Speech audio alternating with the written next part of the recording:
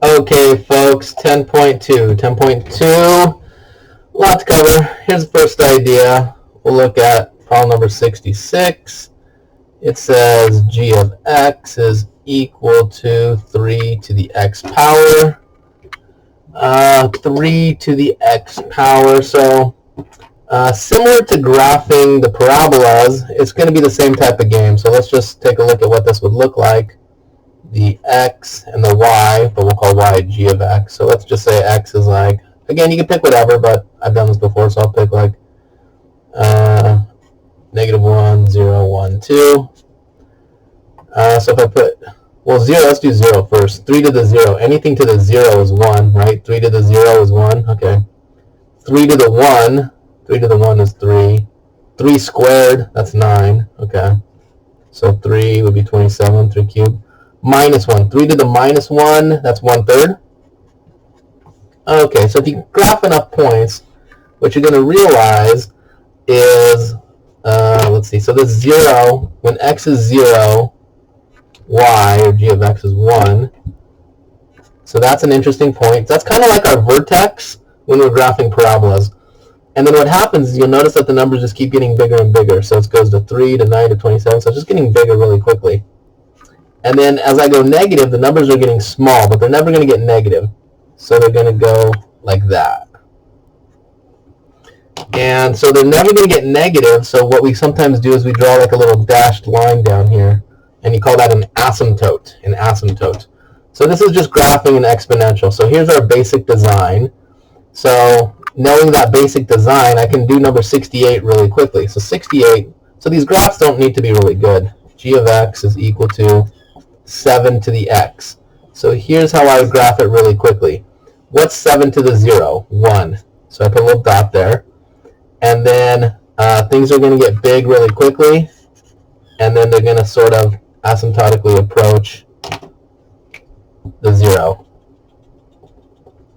And then you'd say, hey, those pictures look the same. And I'd say, no, it's getting steeper quicker. And it's getting smaller quicker. Because, right, 7, things are happening 7 times as fast.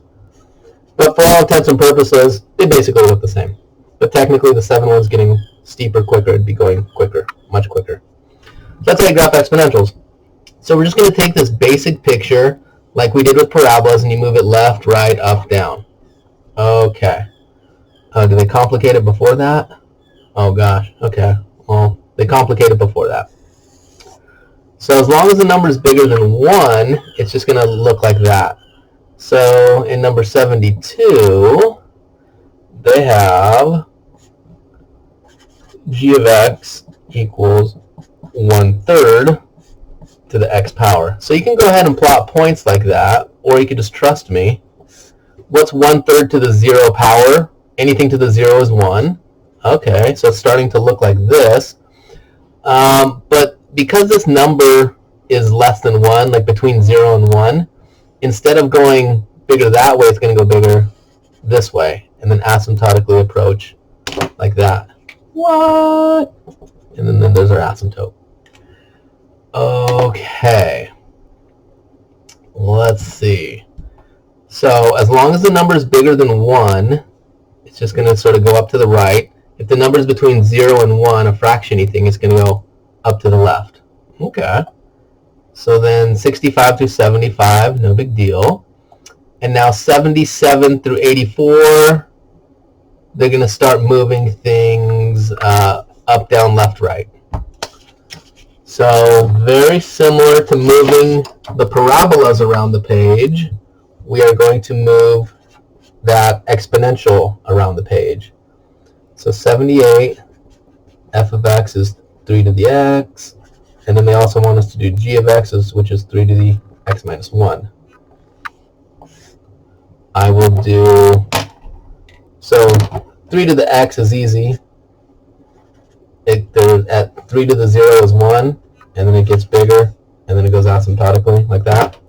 So it's never going to cross the x-axis, so you might want to put a little asymptote like that. Pretend that dashed line is actually on the axis. Okay.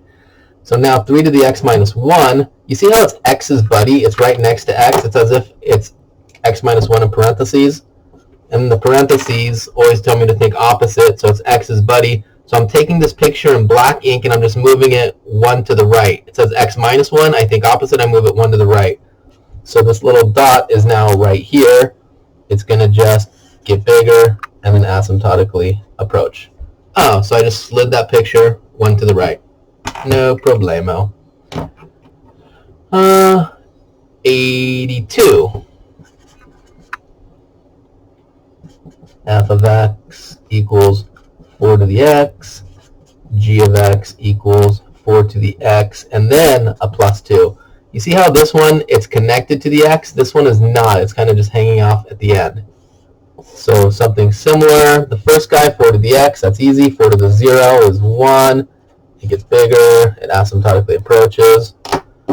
There's an asymptote. Do you have to draw the asymptote? It's a good habit, yes. Okay, so 4 to the x plus 2. I will do that in this reddish, pinkish ink. Okay, so it's just going to move everything up 2. Okay, so that dot moves up 2. Oh, so that dot's normally at a height of 1, but if I add 2, now it's at a height of 3. Okay, and then before you graph things, let's move the asymptote. Oh, the asymptote's normally at a height of 0. The asymptote needs to be moved up 2, up 1, up 2. Okay. Ah, now I see what's going on. So then through this dot, it's going to swoop up and then asymptotically approach. Aha! So I took that original picture, 4 to the x, and I just moved it up 2. Whoop! Easy peasy.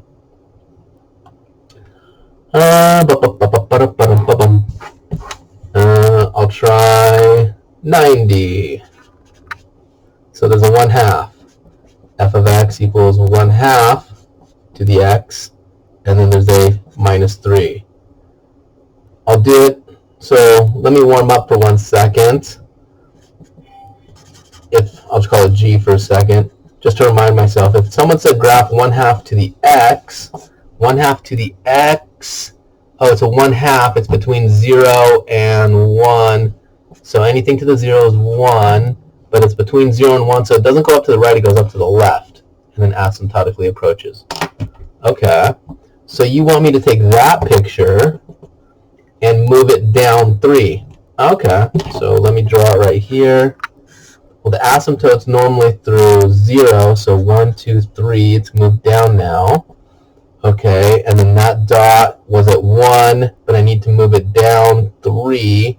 Another way to think of it, you see how this dot is just 1 above the asymptote? So just put the dot 1 above the asymptote. Okay, and then the 1/2 means it opens that away and asymptotically approaches like that. So this is getting closer and closer to the asymptote, but it never crosses. Okay. Oh, and then they throw in this letter E. Ay, ay, ay. Okay. So you know about the number pi. Pi is 3.14. 1592653, blah, blah, blah, it never repeats. Okay, well, what is pi? It's just a number. Yeah, does it have any meaning? Well, I guess technically, if you have a circle, right, it has a diameter, and then if I pick up that diameter like it's a piece of string, it's going to go around the circle once, twice, 3 times, and a little bit more. Oh, 3.14. Oh, that's interesting. What if I drew a bigger circle? Oh, no big deal. Bigger circle. I pick up that diameter, that piece of string, it goes around once, twice, 3 times, and a little bit more. Oh, so that's what pi is. That's one good definition of it. Okay, so pi is a weird number. It goes on forever and ever and ever. There's another weird number, E. It's about 2.718. Okay, well, what is that? Well, it doesn't have a nice geometric meaning. Those look like eyes. It has a weird formula, 1 plus 1 over n to the n. Okay, and let's let n be a really big number. So as n goes to infinity, so I'm going to pick a weird number. I'll pick 1,000, a million, 1,000. 1,000's easy. So 1. Let's see. Let me do 1 plus 1 divided by 1,000. Okay, hit enter. All to the power of 1,000. Enter. Oh, it gave me 2.717. Okay. And then if I do it more and more, if I put in 1,000,000, it's going to get closer and closer to this 2.718 thingy. So E, I know it's going to be really hard to get used to. E is just a number. It's about 2.7. Okay. So in number 92, they want me to graph e to the x minus 2. Oh, it's kind of like graphing, just pretend that's a 2 or a 3. So anything to the, oh geez. Well, let me just warm up for a second. What if someone said graph e to the x? E to the x, that's like 2.718. Anything to the 0 is 1, and it gets bigger, and then it asymptotically approaches. Oh, okay. So it's just like graphing 2 to the x or 3 to the x. Yep. Okay. So, oh, just move it 2 to the up, down, left, right. Oh, it's x's, buddy. Think opposite. So 2 to the right. Okay, 2 to the right. Put a dot. Put your asymptote. Dashed line. And it's going to go up and like that. Oh, so I could just pretend it's like 2 or 3? Yeah. Okay. That's not bad. Okay, 95 through 107 now. 95 through 107. So we're going to learn later on how to deal with these problems when they're not so pretty. But right now they're just giving us really pretty problems. So it's a little bit unrealistic, but no big deal. 2 to the 2x minus 3 equals 32. Warm up problem first. Let's say I have 2 to the x equals 2 to the 5. Here's my warm-up problem. 2 to the x equals 2 to the 5. You see how the bases are the same? So if the bases are the same, don't the exponents have to be the same? So wouldn't x have to be equal to 5? Yeah. Okay. So that's the idea. And here's our problem. 2 to the 2x minus 3 equals 32. Hey, those bases aren't the same, so I can't do your little trick. But these problems are really easy, 95 through 107, because we can make the bases the same. So 2 to the 2x minus 3 is equal to, oh, so 32 can be written as 2 to some power? Yeah, it's 2 to the 5th. Oh, okay. So the bases are the same. Okay. So then the exponents have to be the same. So 2x minus 3 is equal to 5. Okay, 2x equals 8, x equals 4. Oh, that's easy. Yes. Let's try 98. Okay. 3 to the x squared is equal to 81. That looks weird. There's an x squared. Yeah, ignore it. You have a base of 3. You have a base of 81. Can we get them to be the same base? Yeah, because isn't 81 just 3 to the 4th? Yes, it is. Okay, so the bases are the same, so then the exponents have to match up. So that means x squared has to equal 4. Okay, square root both sides.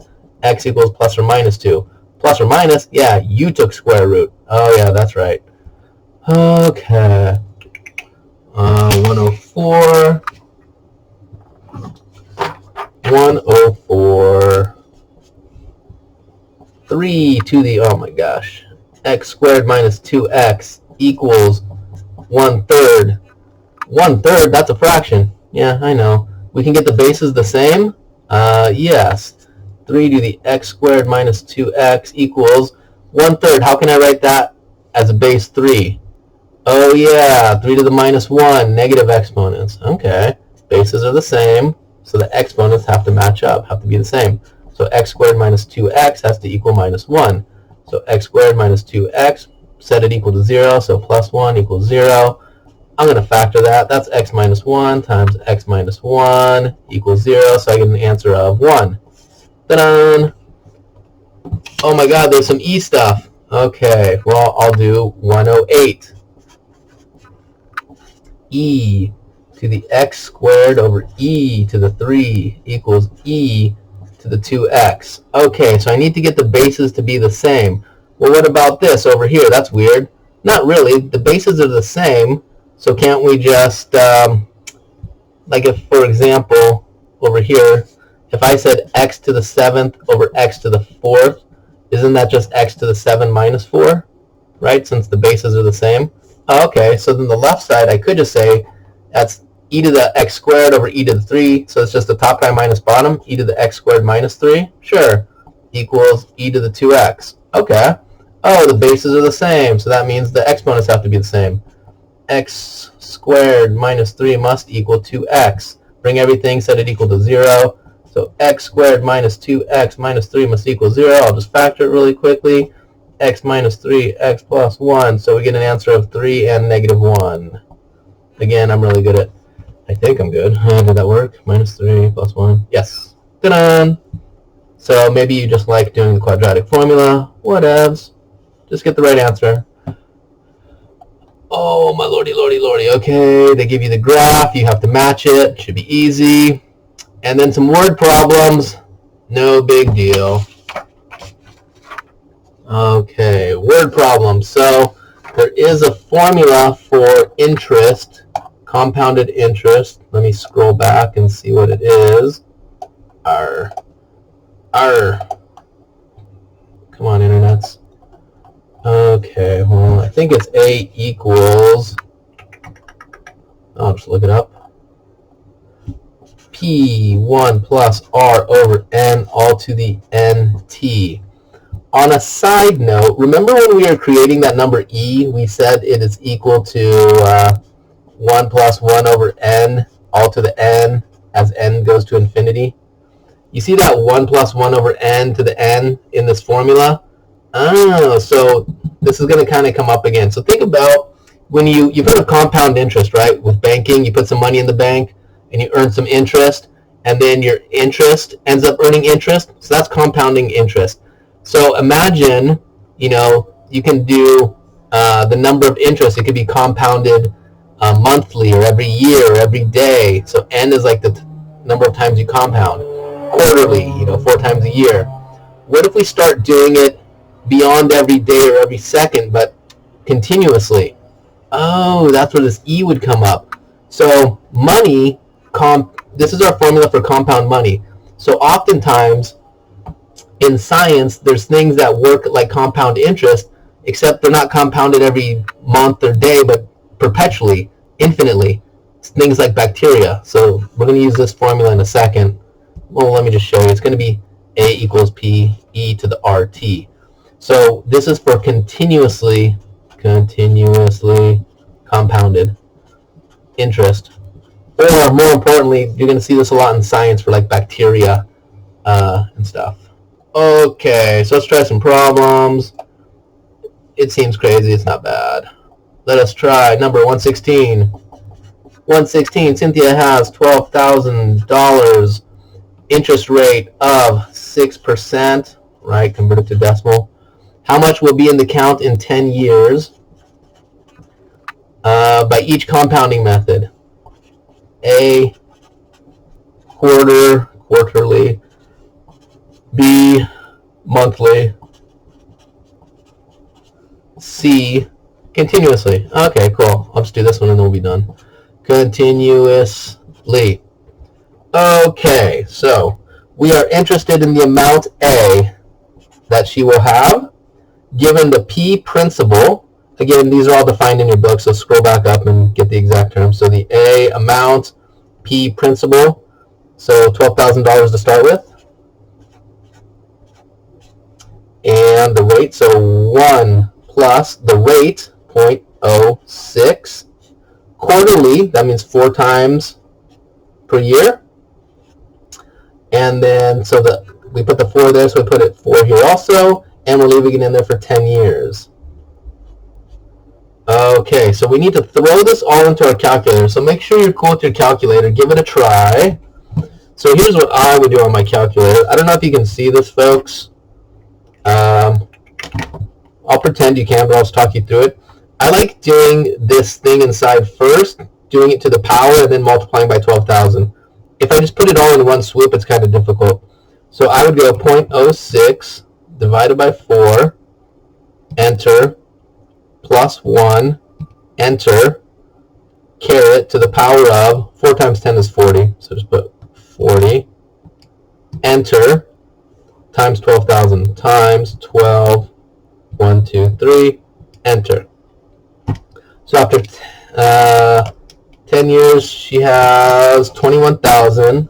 So for part A, 21,768 and 22 cents. Okay. Part B, monthly. Okay, so the amount we'll have, starting with principal of 12,000, 1 plus 0.06 over monthly. Good, 12 to the 12 times 10 years. Okay, so clear. How long is this video? Good gosh, we're almost done. After C, we'll be done. Woohoo! 0.06 divided by 12, enter, plus 1, enter, to the power of, 12 times 10 is 120, 120, enter, times 12,000, 1, 2, 3 zeros, enter, 21,832 and 76. Oh, so quarterly versus monthly. So if I'm compounding more, it looks like I'm going to make like an extra, what is that, 60 bucks or something? Okay. So continuously, how much more money am I going to make? So not every day, not every minute, not every second, but every millisecond. Beyond that, like every conceivable chop there. So continuously. So, oh, here's our formula for continuously. The amount we have will be interest to the principal, 12,000, E, what? E?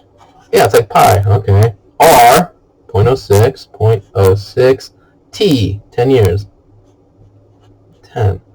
E, your so you may have to put your value for E there, 2.718, but you should have E on your calculator. It's above, on my calculator there's an LN button, LN, and above the LN you'll see it says E to the X. So your scientific calculator should have an E to the X button. It should be like the inverse of LN. Those happen to be inverses of each other. LN stands for natural log. It's actually European, like logarithm natural. Anywho's, okay, so E, so above my ln is e to the x. So I'm going to hit second ln, so it says e to the power of, and I'm going to go 0.06 times 10. Okay, I'll just hit enter. Times 12,000. 1, 2, 1, 2, 3 zeros. Enter. And it gives me $21,865 and about 43 cents. Oh, so I would make an extra $32 or so if I were to compound continuously as opposed to monthly. Okay, that was 10.2. Woohoo! In case you can't see. 23 minutes.